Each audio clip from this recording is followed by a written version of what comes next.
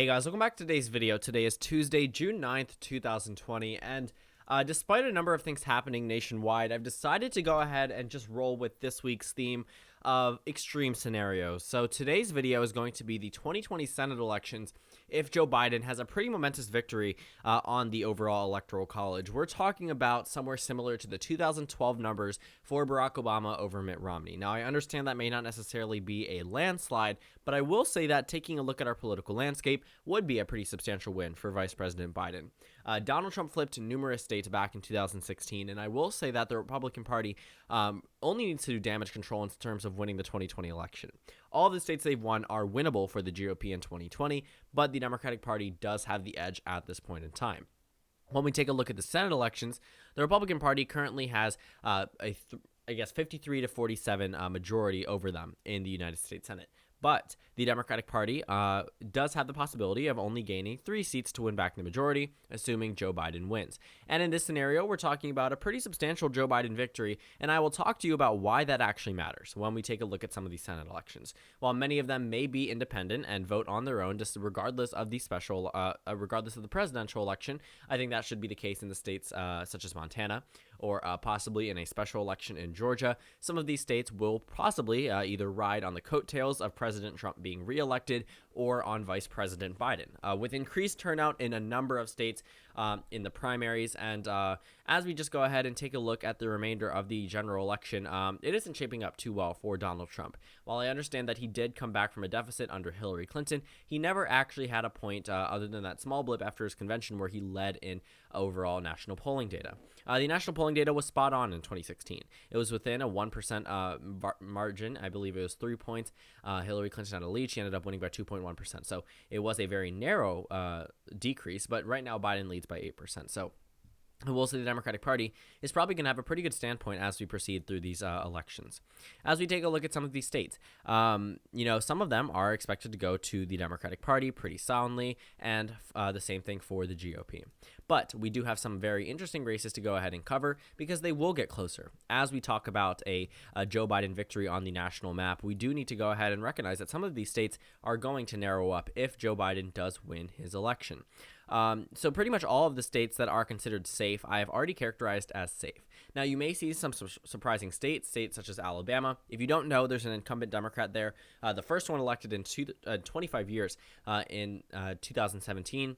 That was Senator Doug Jones. I'm not so sure if a lot of you guys have followed my channel back then, but I actually did do a live stream that night, and it was a very, very interesting scenario. And I never thought that I would ever see a Democrat elected from a deep South state such as Alabama. But again, first time for everything since 2016. For the state of Mississippi, the reason why I do not have it considered safe is because, number one, there will be increased African-American turnout, especially after all of this. I will definitely say the Democratic Party is going to capitalize on this, and they are doing so very well right now. The entire minority base in the country is extremely outraged. While the month of May has had very stark contrasts with people protesting the rights to get a haircut versus the rights to live peacefully amongst, every type of race, I understand that. I understand that there have been numerous protests from both sides of the political aisle, but I will say that right now, this one definitely is the one that is taking a lot more media attention and is actually pushing for change nationwide in terms of legislation. The Black Lives Matter movement has succeeded in the sense that they have gotten some local police departments, at least like nationally known, New York Police Department, LAPD, a number of notable areas, even within the state of New York where actually, no, not just New York. On the national level, Nancy Pelosi announced that they were pushing a bill that would make numerous things illegal nationwide in terms of police treatment of citizens in this country. And I don't think that right now that Donald Trump is going to be reelected president. Obviously, things can change, but as it stands today, early June 2020, 5 months out from the election, he's at a very, very low point, and it does take a little bit of time to recover. What Donald Trump has shown us is that he can recover from anything. But again, there comes to a certain point where, recovering from anything may be bringing up that 8-point margin to a 5-point loss. But, things definitely could change. But at the current trajectory, I don't think Donald Trump is going to benefit too much as the months progress for the Democratic Party. We are talking about a victory for Joe Biden. In this scenario, New Hampshire goes to the Democrats, Minnesota goes for the Democrats, Colorado goes for the Democrats, and that's already one flip. And the reason why it's so important to mention, first of all, New Hampshire and Minnesota are going to be close to safe in 2020. No real opponent for the for the Democrats in New Hampshire. No real opponent for the Democrats in Minnesota. Tina Smith was elected in 2018 at the same time as Amy Klobuchar. She is now elected in this scenario to her first 6-year term. Jean Shaheen's reelected senator. John Hickenlooper, who is running against Cory Gardner. Despite whatever the ethics committee says, Colorado is a safe blue state. Not so much in terms of the presidential level, but in the Senate level. When I say safe, I mean it's going to be pretty solid. I shouldn't use the word safe because that means that it's 15% or more. But what I am saying is that the Democratic Party should not worry, and they don't need to worry. Colorado is not going to Cory Gardner. If there's any Republican I would say that is completely vulnerable, it's him. But what I will say is that I have started to realize that some of these states deserve a lot more attention than what I've been giving them. And that includes states such as Texas, Iowa, South Carolina. Some of these states, I will say the Democratic Party is starting to make inroads in areas that I really didn't think they would have before. I know some of you guys are surprised to see Kansas and Kentucky, but we'll go ahead and reach those states when we actually characterize them. For the state of Arizona, in a Biden victory scenario, a pretty substantial win, I am comfortable enough saying Arizona will go to a likely margin to Mark Kelly. Despite the state itself being close on the presidential level, Mark Kelly seems to be outperforming Joe Biden's numbers by 5-6% in polling data. In terms of the 2018 numbers, he is outperforming it right now by 10% statewide. Martha McSally, based off polling data, was expected to win, and now the Democrats are expected to win by 9%. The same polls that were getting it right in 2018, that overestimated Republicans in 2018 and practically got it right, it was within the margin of error, are getting it a lot better for the Democrats in 2020. And I think with a Biden win on the presidential level, he will absolutely carry Arizona, and the Democratic Party will have a very strong margin in Arizona, enough to have 2 Democratic senators from Arizona opposed to 2 Republicans back in 2016. As we move across the entire United States, I'm going to say that the Democrats are going to hold on to Michigan. While Michigan, I still think actually could be lean based off my current Senate projection. If a Joe Biden victory is pretty substantial, Michigan will move over into the likely column. In fact, Gary Peters is outperforming, Joe Biden in almost every single poll. While he runs very similar in terms of the margins, there's a lot of the time where Gary Peters is outperforming Vice President Biden, and Biden is expected to take this state by a pretty substantial margin based off the numbers we have right now. We're talking double digits. The last time that happened, I believe, or at least larger than 10%, was 2008. When the John McCain campaign officially said, we are giving up the state of Michigan, which I think was probably the best move for that campaign, considering the fact that they were never going to carry Michigan, even though they did lead at some summer months. It really didn't matter. On election day, they lost by 17%. But the Trump campaign obviously is going to focus a lot on Michigan, but it looks like right now the closest state from 2016 in terms of a Donald Trump victory is expected to go to Joe Biden in 2020. In fact, actually the closest state in the entire United States. So 48 seats for the Democrats, 40 for the Republicans. Let's go ahead and fill in some of these Republican states because they are not going to just get 40 seats. They will carry Mississippi, even in a scenario in which Joe Biden does win the presidency. Mississippi will still go to the GOP. While I do think that Jamie Harrison might outperform the margins in the polling data, I think that it could maybe narrow down to 8-9% victory for Lindsey Graham. But realistically, again, I compare this race to the likes of 2014 Kentucky. You have a mildly unpopular senator running against a very strong Democratic candidate, but the state inherently is a Republican state. It has a very solid Republican history, will vote Republican on the presidential level, and I think that Lindsey Graham will be reelected. I understand Jamie Harrison may be narrowing up in polling data, but it's still South Carolina. The entire landscape would be different if that state had a history of electing Democrats statewide consistently. For example, Kansas, which is a traditionally Republican state and will almost certainly vote Republican on the presidential level, but I will say that in 2018, they elected a Democratic governor against a Republican opponent who is now the frontrunner for the 2020 Kansas Senate bid. So waiting for the primary results there. But as we move over across the United States, I will say that Kentucky will be a likely Republican state, regardless if it's Amy McGrath or I believe Booker is the other candidate in Kentucky. Bernie Sanders just endorsed him today, I believe, or yesterday. I know that Bernie Sanders just recently endorsed him. He's the progressive alternative to Amy McGrath, but I do think Amy McGrath will be the nominee. For Texas, I think this one actually could narrow down to lean. John Cornyn seeing a lot more firm opposition from Democrats, while Texas may not be as focused on as 2000 2018. If Joe Biden has a pretty substantial victory nationwide, you can expect the Sun Belt entirety, the South and the Southwest region included, Texas will narrow up on Election Day. While the Democratic Party, I do think, will do pretty well in states such as Alabama and Iowa, I do think that they are still going to end up losing it. Despite Teresa Greenfield leading Joni Ernst 48% to 45% in the most recent poll, again, it's public policy polling. It's a Democrat insider poll.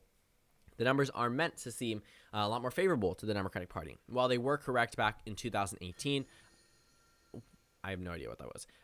But I do think that Iowa altogether will go to Joni Ernst. I think Donald Trump will still win this on the presidential level. I think Joe Biden may come close, and I think Teresa Greenfield may come closer, but I still think that Iowa will go to the GOP on Election Day. There's a lot left to be told about this state itself, but I don't think that Joe Biden will cross her over the finish line, especially if he isn't doing it himself on the presidential level. Joe Biden can have a pretty commanding victory over Donald Trump without Iowa. Keep that in mind. It's only 6 electoral votes. It's only talked about because Obama won it twice, and then Trump flipped it very solidly in 2016. For states such as Georgia and Georgia's special election, don't even get me started on what's happening today in the primary. I'm going to make a video about that tomorrow, but when we take a look at Georgia itself, I will say that Georgia could very well narrow up. I think both races could be within a lean margin. Jon Ossoff running against David Perdue, and I don't know who the not against David Perdue. Jon Ossoff running in the special election against either Kelly Loeffler or Doug Collins, and then we move over into the Georgia regular election, and I don't know who the Democratic nominee is going to be. But David Perdue looks like he's on a pathway to re-election. But I do think that Joe Biden, with, again, increased African-American turnout, will benefit down-ballot races, but I don't think it'll be enough to flip the state of Georgia itself or that special election. As we proceed over into other states, such as Maine, I think that Maine actually could end up being a lean margin. While I usually characterize this race as a tilt, I know I just moved it back into lean, but I will say that it could be a pretty solid lean, possibly even likely, depending on Susan Collins at this point. I'm not seeing too much support return to her. As we look at the polling data, it looks a lot better for Sarah Gideon than it did 2 years ago. Obviously, that's because of the whole things that have happened recently, but I will say Maine goes to the Democratic Party. North Carolina, I also think Cal Cunningham might actually outperform Joe Biden on compared to his presidential victory. With Roy Cooper expected to have a pretty solid re-election bid, I think that Cal Cunningham could very well defeat Tom Tillis. North Carolina doesn't have a too-kind history in terms of treating its incumbents in the Senate, so I will say that North Carolina will, in my opinion, if Joe Biden is to win nationwide, he does land a victory for the Democrats in North Carolina. While I do think that Cal Cunningham may outperform his margin, again, it is a statewide race. I'm also expecting in that scenario, which Joe Biden has a pretty momentous victory, he also carries North Carolina as a state itself. As we proceed over into a state such as Montana and Kansas, Montana, I think that even with Donald Trump being at the top of the ticket, Steve Bullock has won elections with Donald Trump on the ballot as well. 2016 was the governor's race in which Steve Bullock was elected, as an incumbent governor. And to be honest, I mean, he's pretty popular in the state of Montana. I think 47 to around 33% disapproval rating. So as a Democrat in a pretty reliably Republican state, which has actually just recently elected a Democrat back in 2018, despite a number of other states flipping, Missouri, Indiana, North Dakota, Florida, the Democratic Party, I think, does have a pretty good shot at carrying Montana, especially with the Joe Biden victory.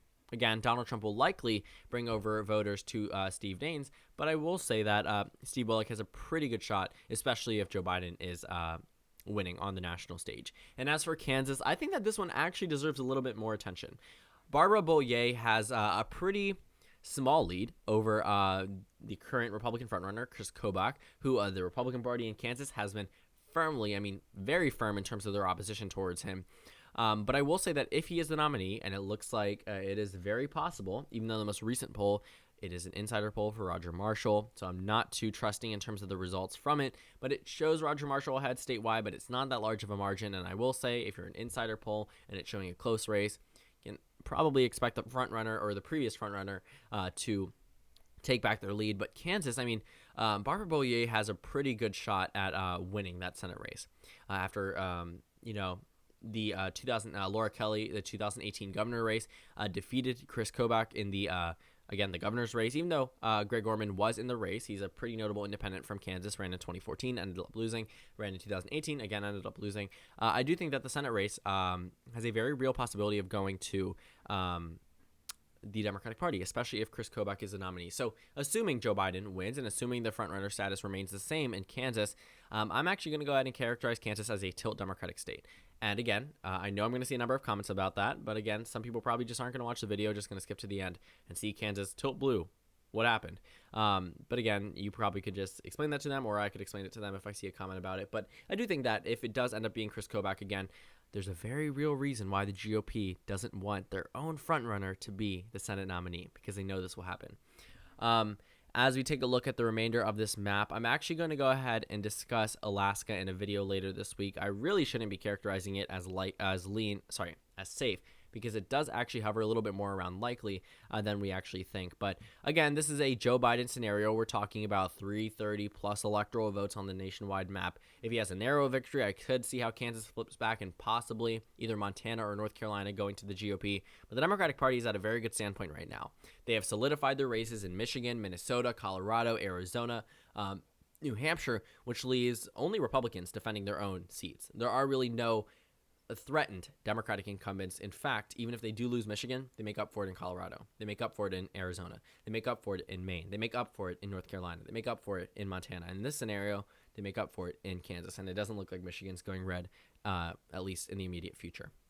So thank you guys so much for watching this video. Make sure to comment down suggestions below. I may consider doing a Donald Trump pretty substantial victory, but again, as of right now, that doesn't look super likely. I understand seeing both sides of the political aisle, but I have to go with what the data shows right now, and it shows a pretty substantial victory for Joe Biden. If new data comes out that favors Donald Trump, I may be more lenient in doing that, but I do want to focus on some more important things pertaining to the 2020 election. I understand I want to go with extremes for this week, but as of right now, the only data indicates that the only type of extreme would be in favor of Vice President Biden. So again, thank you all for watching this video, and I will see you all tomorrow.